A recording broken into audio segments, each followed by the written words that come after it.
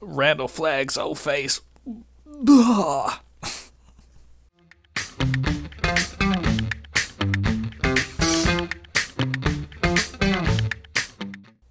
Welcome back, all you Fabricans and Fleshbags, to the Super Not Funny Show Reviews. I am Jen Thépuppét, your resident fabricant and commentator extraordinaire on all things pop culture. Today I'm reviewing the 7th episode of The Stand from CBS All Access, or Paramount Plus if you're watching this after March 4th, 2021. This episode, titled The Walk, follows the explosive events at the end of the previous episodes. Was it good? Was it bad? And should you be watching? Hang tight, because I have opinions about things. Alright, friends, we're going to do a spoiler review first, then jump right into the spoilers and speculation. There will be spoilers for the previous episode, so if you're not caught up to this point, I recommend you go watch the show before continuing the video. Alright, we all strapped in, we're ready to go? Let's get it. The Walk had a tough order following the literally explosive ending to the previous episode, The Vigil. And for the most part, it succeeds. As the third act opener, it is more dynamic and illuminating than most of the previous few episodes have been, meaning that shit actually happens and we get some good reveals. The feeling of existential dread persists, something that the show actually has been pretty successful with. But added to that is the feeling of inevitability for the characters. There is some resolution for a few characters, namely Harold, Mother Abigail, and Nadine, and it feels earned. We get Flag in this episode, for real this time, and there are some payoffs that appeal to a sense of possibly divine justice. I only wish that the parts that actually involved the walk felt more vital to the story, aside from the part with the accident. But also there are some real shock moments and elements of the story that are just fun to speculate on. So, what did this episode get right? And what did it get wrong? We'll start with the wrong. The episode got these things wrong. Trash Can Man shows up, but he's very ill-used as a Chekhov's gun. And if you don't know what Chekhov's gun is, go to tvtropes.com, look it up. Mother Abigail, just what an underwhelming presence in this show. Now, God bless Whoopi Goldberg, but I just feel like they didn't give her much of anything to work with for this character. The part with the walk, the actual walk, fucked with the pacing of this whole episode, to the detriment of the episode, to be honest. And there was plot armor for several characters. Again, TV tropes, you can find out what plot armor means. But to be fair to the show, it's in the book. So it's not the show's fault, it's Stephen King's fault. So what did it get right? Well, there's a satisfying end to what I've dubbed the radicalization of Harold Lauder. There's further expanding on Flag's powers and what they can do. The creepy/crazy presentation of Flag and Nadine's relationship, and if you pay attention, there's some real creep factor in there. New Vegas continues to be god awful, and I don't know why anyone fucking wants to live there, but you do you, I guess. And Stu sort of being a leader at the last possible moment. So overall, I really enjoyed the episode. It, for advancing the plot and having some really interesting set pieces.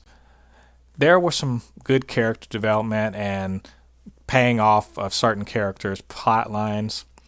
The walk aspect of it really kind of dragged the show down, I think.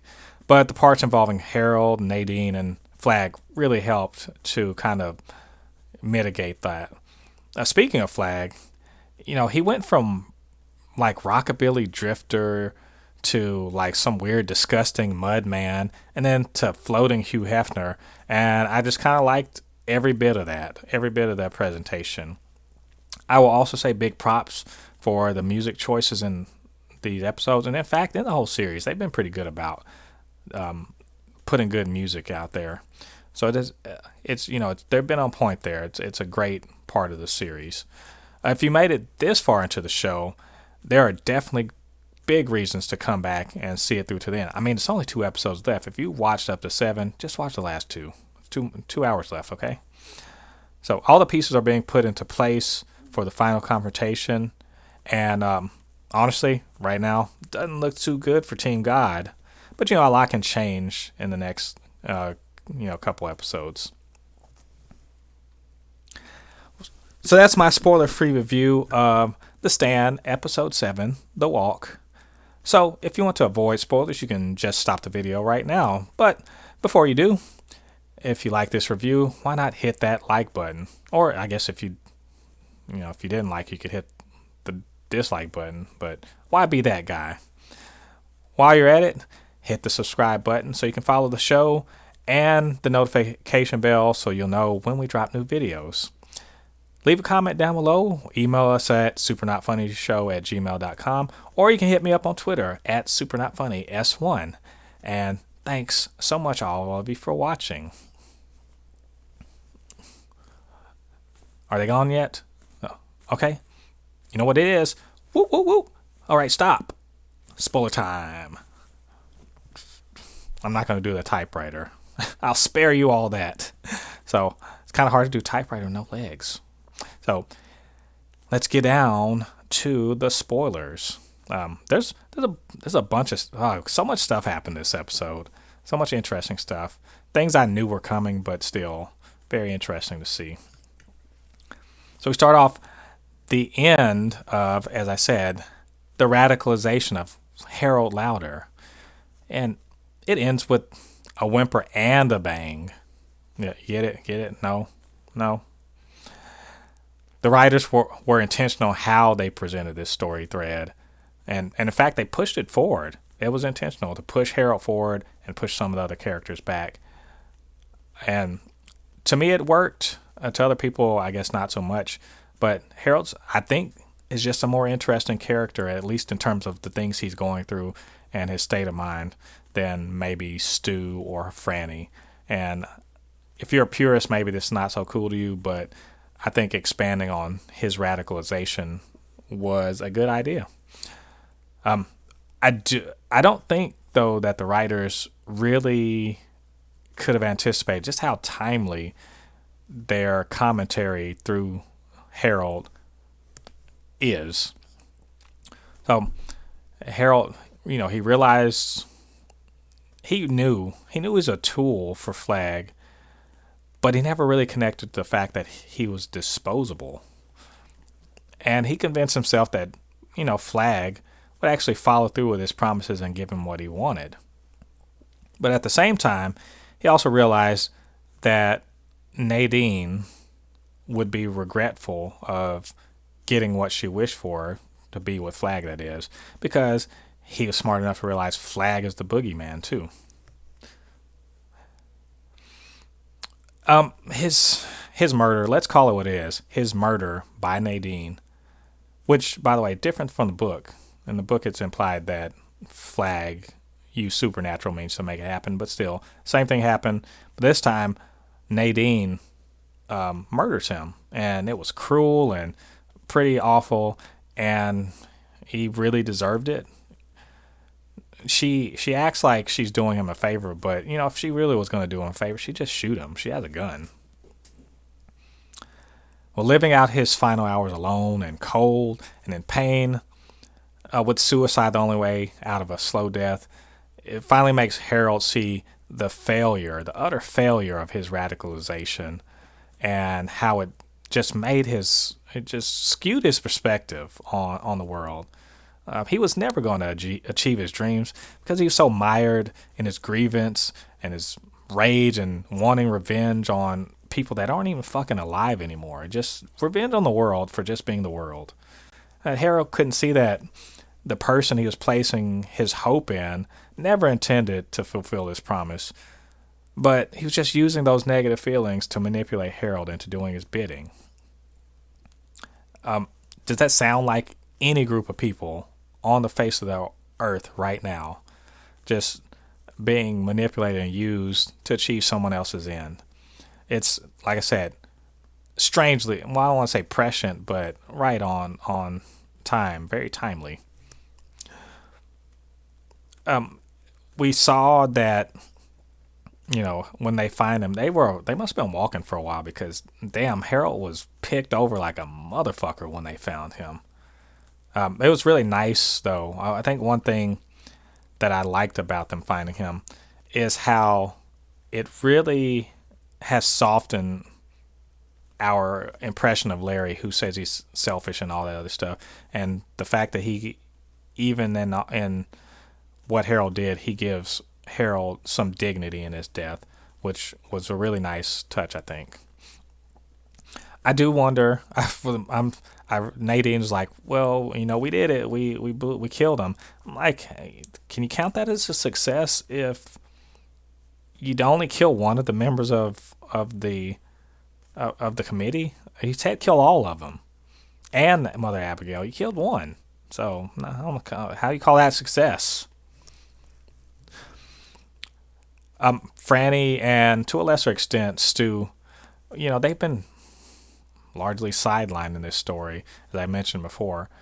And Franny's biggest moments were in the previous episode. In this one, Stu, I mean, God, his biggest thing is, let's keep moving forward. Oh, broke my leg. I guess you guys got to leave me. So, kind of an unfortunate side effect of pushing Harold to the front. I could, when they were leaving Boulder, I couldn't help thinking, damn, Joe just gets the shit end of the stick. Nadine's gone and Larry's gone.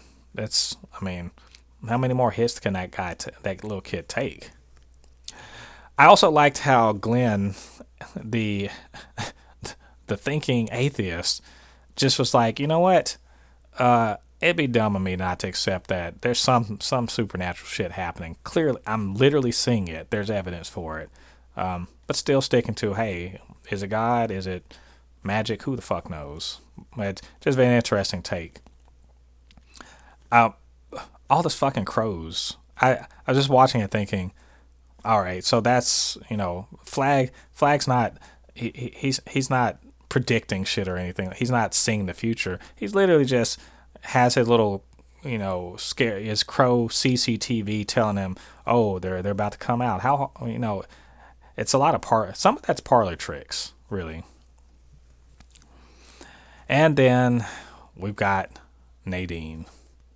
I can't even say poor Nadine, because, in the book, she basically just seduces Harold, and Harold blows people up. But that's the extent of her awfulness. But in this one, she's more active. I mean, she killed Wyzak, and she kills Harold. She's so much more activist in this one, so much more culpable than she was in the book and in the 94 miniseries. But she gets her reward, and it's so awesome. Hey, I guess if Alexander Skarsgård, he's a pretty guy to look at, but to see that little that Mudman face he did, holy, who wants that? Apparently Nadine did. It does showcase, though, that his greatest power is clearly illusions. That whole sequence shows how he can manipulate the mind. Or maybe his special power is his demon semen, because I'll be goddamned if, this isn't the and it's weird. The timing, again, weird. WandaVision, Wanda has babies overnight. The Stand, Nadine is 9 months along overnight. So that shit works fast. Did anyone pay attention to see when in the illusion that at one point Nadine is actually wearing the same nightgown that she was wearing when she was like 12? Just think about that. Just think about that. I saw that Flag. He's obviously put a spell on Nadine so that she doesn't recognize how fucked up she is right now after just one night of sex with him. That he just ruined her. She literally, in my mind, she looks like a pregnant corpse on meth. Just crazy, but she thinks she's beautiful. I actually, honestly, I really kind of want to see the rest of that episode where she thinks she's beautiful, and let's see pregnant corpse meth Nadine walking around and people just recoiling. The New Vegas, I mentioned earlier, New Vegas, jeez, it's what a fucking awful place to live. Just empty. It's got all this digital propaganda. He's building statues to himself for some reason. There's slaves every fucking where, and people are just assaulting each other in the streets. He's using kids. First of all, there's kids in New Vegas. That's what kind of fucking existence do they have? And he's using a kid in the propaganda. Just nothing's good about New Vegas. Who wants to live there? It sounds like the worst place in the world to live. I know it's called Sin City, but God, it was just like, you guys aren't sinning enough. Let's do it more. Everything, doing the most, doing YOLO and all that bullshit. Just terrible. That's all for our spoilers and our speculation. What do y'all think of my review? Like it, dislike it? Hit the like button or dislike button.